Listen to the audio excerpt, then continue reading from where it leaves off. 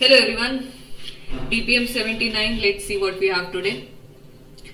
Find the value of this अजीब सा series 1 -2 -3. अब सबसे इम्पोर्टेंट बात तो आपको ये सीरीज आइडेंटिफाई करनी पड़ेगी कि कैसे चल रहा है ये. हमारे पास तो सिर्फ -4 तक ही पैटर्न है. व्हाट इफ आपको -4 तक समझ में नहीं आया पैटर्न क्या है. सो 2 -3 -4, इसके बाद क्या आएगा? सी, इसका ग्रुप बनाओ. सो 1 -2 -3 प्लस 2 -3 -4, तो नेक्स्ट क्या होगा? +3 -4 -5. इसके बाद क्या होगा? +4 -5 -6, है ना. 3 का ग्रुप बनाया, तो ये ग्रुप 1, ये ग्रुप 2, ये ग्रुप 3, ये ग्रुप 4 एंड सो ऑन चलता रहेगा. अप टू 100 टर्म्स निकालना है मेरे को. इसका सम चाहिए. ठीक है, तो देखो दिस इज, इसको ऐड करते हैं. तो इसको ऐड करने पे मेरे को क्या मिलेगा? ये हो जाएगा -4, ये हो जाएगा ये -7 + 2 -5, है ना. -6 प्लस -7, राइट. ब्रैकेट्स बना लेते हैं. ऐसे चलता रहेगा. अब हमको चाहिए अप टू 100 टर्म्स. तो 100 टर्म्स है, हम लोग 3 का ग्रुप बना रहे हैं. तो कितने ग्रुप मिलेंगे वो निकाल लो. 100/3 मतलब 33 ग्रुप्स प्लस 1 टर्म, है ना. 33 मतलब 33 × 3 99 प्लस 1 100 हो जाएगा. ठीक है. सो 33 ग्रुप्स होंगे. तो 33 ग्रुप्स होंगे तो 33rd जो ग्रुप होगा आपका वो क्या होगा? 33 -34 -35. ये हुआ तुम्हारा 99th टर्म. तो 100th टर्म क्या होगा? 33 के बाद वाला +34. ठीक है. तो अभी के लिए हम लोग सम है ना यहां तक निकालेंगे. ठीक है. सो 33 -34 -35, ये हो जाएगा 69. सो 33 - 69, ये हो जाएगा -36. तो आपका लास्ट टर्म का जो सम है वो हो जाएगा -36. Okay. So what will do now is, now I need to find the sum of -4 plus -5 plus -6 plus -7 plus ... up to -36. Okay. अब यहां पे सबसे पहले हम नंबर ऑफ टर्म्स देख लेंगे. नंबर ऑफ टर्म्स कितने होंगे? 33, बिकॉज वी हैव 33 ग्रुप्स. अगर आप इस सीरीज को ध्यान से देखें, n तो हम लोग सबसे पहले n लिख लेते हैं, 33 होगा. इस सीरीज को ध्यान से देखो तो आपको ये एक AP दिख रही है. ठीक है, एक AP है एंड इसका सम जो होगा वो क्या हो जाएगा? SN से कर सकते हो. एक और होता है कि अगर AP में हो सीरीज तो उसका होता है एवरेज. कैसे निकाला जाता है? First term plus last term by 2. अगर कोई नंबर ऑफ ऑब्जर्वेशंस आपके AP में हो तो उनका एवरेज होता है first term plus last term by 2. ठीक है. तो सबसे पहले तो हम माइनस कॉमन निकाल लेते हैं. तो 4 + 5 + 6 + 7 + ... 36. ठीक है. So first term 4 plus last term 36/2, ये हो जाएगा 40/2 विच इज इक्वल टू 20. अब 20 एवरेज हो गया है. एवरेज को नंबर ऑफ टर्म्स से मल्टीप्लाई कर दो तो आपको सम मिल जाता है. तो क्या हो जाएगा? 20 मल्टीप्लाइड बाय 33, ये हो गया आपका सम. तो सम कितना हो गया आपका? 660. तो मेरा सम कितना हो जाएगा? -660. ठीक है. तो मेरा यहां से लेके यहां -35 तक का मेरे को सम मिल गया है. ये मेरे 99 टर्म्स का सम है. इसमें मैं 100th टर्म को ऐड करूंगी. तो -660 प्लस 34 कर देंगे तो मेरे को मिल जाएगा -626. This is your sum of the 100 terms of this series. So आपका हो जाएगा ऑप्शन बी आंसर. ठीक है. Next question. log x base k multiplied by log k base 5 की वैल्यू आपको दे रखी है 3. तो आपको x की वैल्यू पूछ रहा है क्या होगा. तो log k हम कौन सी आइडेंटिटी यूज करेंगे? log a बेस b होता है log a upon log b. Given that आप बेस सेम दे रहे हो दोनों को. अज्यूम कर लेते दोनों को बेस मैंने 10 दे दिया. ठीक है. सो यहाँ पे वही चीज कर लो, log x upon log k multiplied by log k upon log 5 is equal to 3।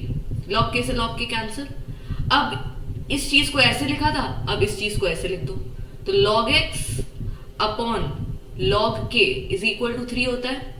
3 है मतलब log x, एक मिनट, ये 5 है, my bad, base 5 is equal to 3, तो x की वैल्यू हो जाएगी 5 की पावर 3। ठीक है, argument is equal to base की power the other side. Answer आ जाएगा आपका 125। ठीक है 125 is your answer. Next question. Find the sum of n terms of the series. Nice. इसको आपको देख के पहले तो आपको पैटर्न दिखनी चाहिए क्या हो रहा है। मेरे को तो दिख गई। 11 को मैं लिख दूंगी 10 प्लस 1, 103 को लिखूंगी मैं 100 प्लस 3, 1005 को लिखूंगी मैं 1000 प्लस 5 एंड सो ऑन चलता रहेगा n टर्म्स तक। ठीक है, तो इसका nth टर्म होगा क्या? ऐसे ये सीरीज तो चलती रहेगी। 10 की पावर n है ना, 10 की पावर n मतलब अगर फर्स्ट टर्म देखे तो 10 की पावर n, और ऑड नंबर कैसे लिखे जाते हैं? 2n माइनस 1 करके, है ना। n की वैल्यू यहाँ पे 1 डालो तो 2 1 2 माइनस 1 1। सेकेंड टर्म निकालना है तो 10 की पावर 2 मतलब 100, और यहाँ पे n की वैल्यू 3 डालेंगे तो क्या हो जाएगा, n की वैल्यू 2 डालेंगे तो 2 2 4 माइनस 1 3। सो ये मेरा हो गया nth टर्म। अब मेरे को क्या करना है, समेशन निकालना है, तो kth टर्म लिख लेते हैं, इसको k कर लो अप टू, क्योंकि n टर्म्स जाना ही है हमको, तो वेरिएबल चेंज कर लेते हैं। तो Sn क्या हो जाएगा, summation of k equal to 1 to n 10 की power k plus 2k minus 1। आपको थोड़ा सा समेशन ऐसे पता हो तो इसको ब्रेक कर सकते हैं। तो summation of k equal to 1 to n 10 की पावर k को अलग कर लो, plus summation of k equal to 1 to n 2k minus 1। This is nothing but sum of odd natural numbers. ठीक है, अब 10 की पावर k जो है, k की वैल्यू 1 2 3 डालनी है, मतलब क्या होगा 10 प्लस 10 की पावर 1 प्लस 10 की पावर 2 प्लस 10 की power 3 plus dot dot dot 10 की पावर k। अगर आपको ये सीरीज पता चल रही है तो दिस इज जीपी। ठीक है, दिस इज जीपी जिसमें आपको सम निकालना है, a हो जाएगा आपका 10 और कॉमन रेशियो भी आपका है 10। ठीक है तो सम Sn क्या होता है, a r की power n minus 1 upon r minus 1। तो यहाँ पे कर लो, उस चीज को लिख लो, तो 10 मल्टीप्लाइड बाई 10 की power n minus 1 upon r मतलब 10 minus 1 plus sum of odd natural numbers. आपने अगर सीरीज में सीखा हो, हम पढ़ते हैं कि sum of n odd natural numbers is n square, sum of even natural numbers is n into n plus 1, sum of all natural numbers, ये सब स्टार्टिंग फ्रॉम 1, स्टार्टिंग से natural number from start. Sum of n natural numbers होता है n into n plus 1 by 2। अगर आपने नहीं पढ़ा है तो इसको आप नोट डाउन कर सकते हैं। Sum of squares of n natural number होता है n into n plus 1 into 2n plus 1 by 6। Sum of cube होता है, cube of n natural number होता है n into n plus 1 by 2 का होल स्क्वायर। ठीक है, तो अभी हमारा काम है odd natural number which is what n square, तो प्लस n स्क्वायर। इसको थोड़ा सा सिंप्लीफाई करते हैं, 10 अपॉन 10 माइनस 1 9, 10 की power n minus 1 plus n square. Options check करो, 10 बाई 9 10 की power n minus 1 plus n square. Option C is your answer. ठीक है, ज्यादा सिंप्लीफाई करने की जरूरत नहीं पड़ी, बट हाँ ये चीज जो है आपको पता होनी चाहिए, ये चीज आपको पता होनी चाहिए थी। ठीक है, next question, the numerator of a fraction a by b fraction ले लो इज इंक्रीज्ड बाय 200%, मतलब a plus 2a 3a, and the denominator is also increased by 200%। ठीक है, b plus 3b b plus 2b 3b, तो resultant fraction मतलब 3a by 3b जो है वो आ गया 2 5 10 plus 4 14 by 5। What is the original fraction? A Y भी हो गया 14/5, इसको ट्रिपल किया, इसको ट्रिपल किया, कॉमन फैक्टर फिर से कट जाएगा, कुछ नहीं होगा, answer none of this. Very link question. Next question. 10 employees are sitting in a row. Each of them are equally spaced adjacent at any adjacent. उनके फर्स्ट एक्सट्रीम दो के बीच में 450 मीटर्स है. तो 1 2 3 4 5 6 7 8 9 and 10. ठीक है. इनके बीच का डिस्टेंस इज 450 मीटर्स. 10 लोग हैं. What is the distance between any two adjacent seated employees? क्या बकवास.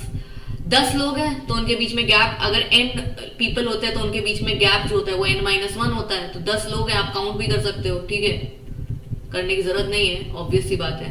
तो there are gaps are what 9.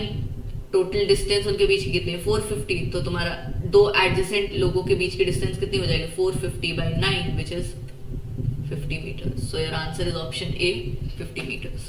Okay, so that's it for today's DPM guys. See you tomorrow.